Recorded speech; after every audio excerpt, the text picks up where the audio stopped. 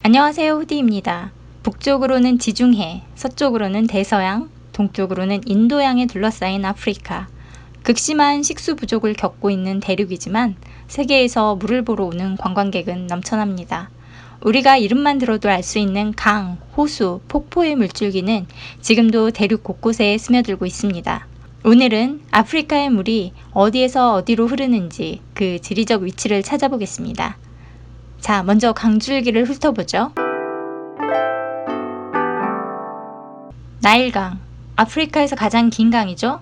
백나일과 청나일이 수단에서 만나 온전한 나일강을 이루고 이집트를 거쳐 지중해로 빠져나갑니다. 백나일은 우간다 쪽 빅토리아 호수 인근 진자에서 발원하는데요. 인접국들은 모두 자국의 수원지설을 강력 주장하기도 하죠. 어쨌든 물이 소용돌이치는 바로 저곳에서 시작되어 수단의 수도 카르툼까지 이어집니다. 청나일은 에티오피아 바르다르 타나 호수에서 발원해 에티오피아를 돌고 돌아 수단에서 백나일과 만납니다. 나일강은 그 거리가 장장 6,650km에 이르고 아프리카 동북부 많은 나라들의 삶에 큰 영향을 미칩니다. 그러다 보니 나일강의 수혜를 받는 나라와 그렇지 못한 나라들 간의 갈등이 끊이지 않습니다. 콩고강은 나일강에 이어 아프리카에서 두 번째로 긴 강입니다. 세계에서 수심이 가장 깊고 물살도 세서 사고가 빈번합니다. 잠비아에서 발원해 콩고민주공화국 일대를 지나면서 구석구석까지 작은 물줄기를 만듭니다. 그로 인해 강 주변 정글에 다양한 생명체가 서식할 수 있는 환경이 조성되기도 합니다. 콩고강은 물류, 사람, 문화까지 실어 나르며 콩고를 지나 대서양으로 흘러나갑니다. 삼베지강, 잠비아에서 발원해 앙골라를 지나 보츠와나의 초베강과 만난 후 우리가 잘 아는 바로 그 빅토리아 폭포를 만들어냅니다. 그리고는 말라위 호수의 물과 함께 대륙의 동쪽 인도양으로 빠져나갑니다.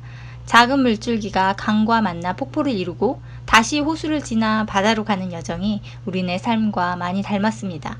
그래서인지 세계인들의 사랑을 받고 있죠. 폭포를 뜻하는 림포포강은 남아프리카에서 보츠와나, 짐바브웨, 모잠비크를 거쳐 인도양으로 흘러나갑니다. 인도양으로 흐르는 아프리카의 강 중에서 잠베지강에 이어 두 번째로 큰 강입니다.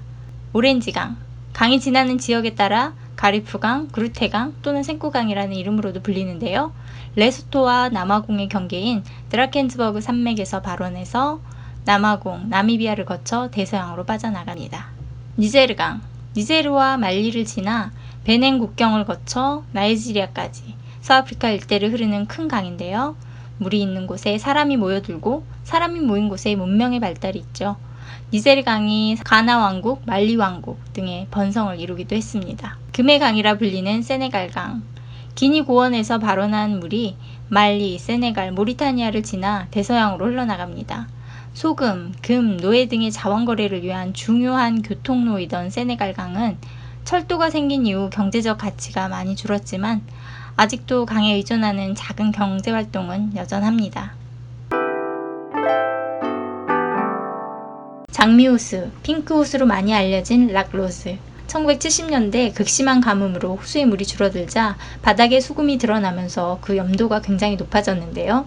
그로 인해 생기는 박테리아가 빛을 흡수하기 위해 붉은 색소를 뿜어내면서 독특한 색의 호수를 만들었습니다.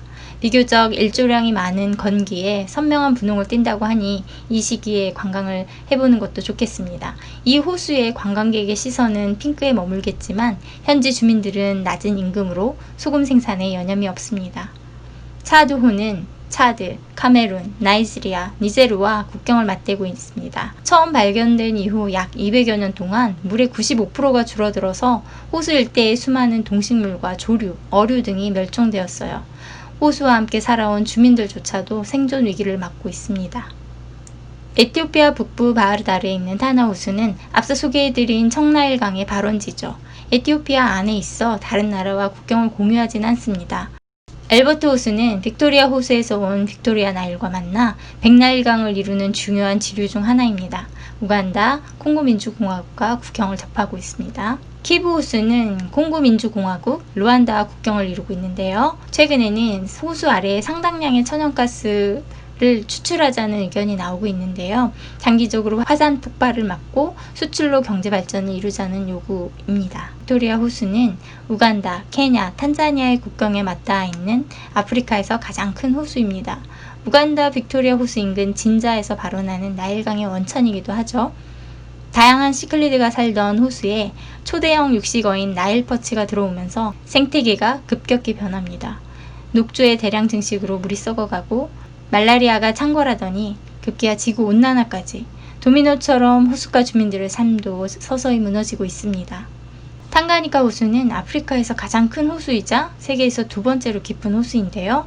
탄자니아와 콩고 민주공화국, 부룬디가 호수를 사이에 두고 있어서 물의 일부는 콩고강으로 흘러들어갑니다. 금빛 모래를 가진 말라위 호수는 말라위, 탄자니아, 모잠비크와 국경을 공유합니다. 말라위 호수에는 다양한 시클리드 등 적어도 1000여 종의 이상의 물고기가 서식하고 있다는데요. 주변에는 악어, 하마, 원숭이 등의 야생동물도 볼 수 있습니다. 남아공의 여러 폭포 중 하나인 호익 폭포. 아름다운 폭포를 보러 가는 길은 만만치 않다고 해요. 전설에 따르면 거대한 뱀이 살고 있다는데 우리로 치면 이무기 정도? 레소토의 아름다운 자연을 따라 저 멀리 보이는 말레추나안의 폭포. 높이 192m에서 떨어지는 물줄기로 기네스북에도 올랐다고 해요. 천둥 소리를 내는 연기라는 뜻의 모시오야 투냐. 바로 빅토리아 폭포죠. 잠깐 들어보세요.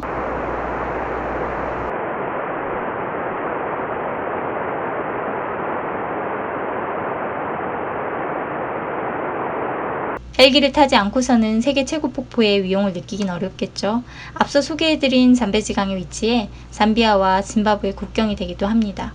두 나라를 잇는 다리에서는 번지점프를 할 수 있는데요. 111m의 높이에서 악어가 살고 있는 잠베지 강으로 뛰어내리는 번지점프는 여행자들의 버킷리스트 중 하나죠. 에푸파 폭포. 나미비아와 앙골라의 국경인 쿠네네 강을 흐르는 물줄기는 여러 개의 폭포를 만들어냅니다. 칼란둘라 폭포는 아프리카 3대 폭포로 꼽힐 만큼 크고 웅장합니다. 다른 나라와 국경 분쟁의 소지 없이 온전히 앙골라 안에 있는 숨겨진 보석 같은 폭포입니다. 부자갈리 폭포. 나일강의 수원 우간다 진자에 있는 폭포인데요. 주민들이 나와 빨래도 하고 다이빙도 하는 친근한 낮은 폭포입니다. 관광객들에게는 래프팅하기 딱 좋은 장소이네요. 타나 호수에서 발원하는 청나일강의 상류에 자리 잡고 있는 청나일 폭포는 에티오피아에서 가장 유명한 관광지 중 하나죠. 수량을 조절을 하는 수력발전소와 기후변화로 인해 청나일 폭포에도 최근에는 물이 많이 줄어들었어요. 건기에 방문하면 영상에서 보시는 것처럼 거의 물줄기를 찾아볼 수 없습니다. 3단으로 떨어지는 물 아래서 꽃배를 타고 신선 노름을 할 수 있는 모로코의 우즈드 폭포까지 함께 쭉 살펴보았습니다. 국경을 만들기도 하고 가르기도 하는 아프리카의 강줄기에서 물류의 이동, 사람 간의 교류, 문화의 발달이 점점 더뎌집니다. 경제적 이익을 더 차지하기 위해 호수를 맞댄 아프리카 국가들 간의 국경 분쟁은 더욱 치열해집니다. 천둥 같은 소리를 내고 떨어지는 물보라가 연기처럼 피어오르는 모습을 자신들의 언어로 아름답게 표현한 이들의 공간에 탐험가나 정복자들이 붙인 이름을 앞세워 세계의 많은 이들이 아프리카의 폭포로 몰려들고 있습니다. 기후변화로 인해 아프리카의 물이 가장 먼저 타들어가는 것 같습니다. 감사합니다.